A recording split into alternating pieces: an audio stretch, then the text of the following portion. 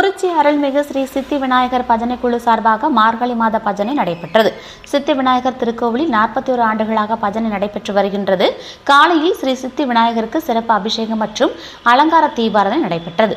அதனைத் தொடர்ந்து பஜனை சித்தி விநாயகர் கோவிலில் தொடங்கி சாந்தமூர்த்தி தெரு, முத்தாரம்மன் கோவில் தெரு, நேதாஜி ரோடு, சொக்கநாதன் கோவில் தெரு வழியாக சென்று சித்தி விநாயகர் கோவிலை சென்றடைந்தது. பஜனைக்கு ஏறத்தாழ 70 குழந்தைகள் வருகை தந்தனர். விநாயகர் அகவல், சிவபுராணம், திருவெம்பாவை, திருப்பள்ளி எழுச்சி ஆகிய பாடல்கள் பாடினர். பஜனைக்கு செல்லும் வழியில் அனைத்து குழந்தைகளுக்கும் பரிசு பொருட்கள் வழங்கப்பட்டன. பரிசு பொருட்கள் வழங்கிய அனைவருக்கும் ஸ்ரீ சித்தி விநாயகர் பஜனை குழு சார்பாக நன்றியை தெரிவித்துக் கொண்டனர்.